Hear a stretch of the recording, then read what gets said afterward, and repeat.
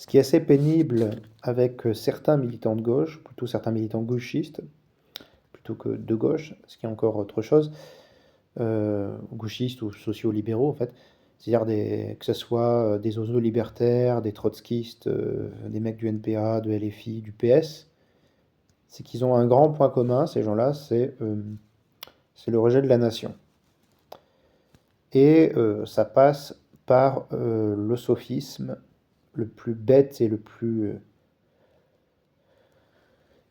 idiot, voire le plus abject, qui consiste à associer le souverainisme et la souveraineté à la droite, et en l'occurrence plutôt à l'extrême droite, c'est-à-dire associer l'idée de souveraineté, l'idée de souverainisme à, euh, à Napoléon, De Gaulle et Maurras, qui sont bon, déjà des individus différents, avec une pensée différente, quoi qu'il y ait des ponts chez certains, entre certains, des convergences et aussi des divergences, mais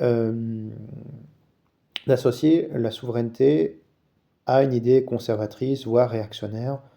Bon, faudra expliquer bon, que malgré tout, par exemple, De Gaulle et Bonaparte, même si ce sont des hommes qu'on pourrait qualifier de droite, ce sont aussi des modernisateurs à leur époque respective sur un certain nombre d'aspects, bon, ce qui est encore une autre chose.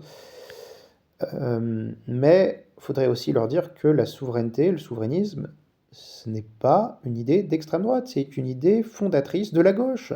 Enfin, c'est même une idée historique.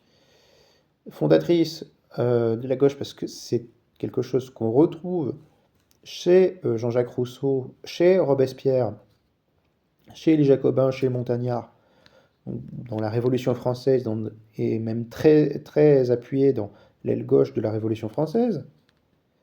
Et historiquement, c'est associé à tout le mouvement anti-impérialiste. C'est associé à, c'est associé à Che Guevara, à Sankara et Ho Chi Minh. Eux, ce sont des souverainistes parce qu'ils affirment l'indépendance nationale face à l'impérialisme. Et donc, quand quelqu'un à gauche insulte le souverainiste qui refuse l'Union européenne néolibérale en le traitant de mec d'extrême droite voulant un repli sur la nation, il insulte en même temps la mémoire de tous les patriotes de gauche qui ont lutté historiquement contre l'impérialisme et contre le capitalisme, le libéralisme. Et donc, du coup, vous avez des gens qui sont en fait, en réalité des agents du capital et qui cherchent à salir les vrais socialistes et les vrais communistes par le sophisme du rouge-brun patriote, blablabla. C'est voilà.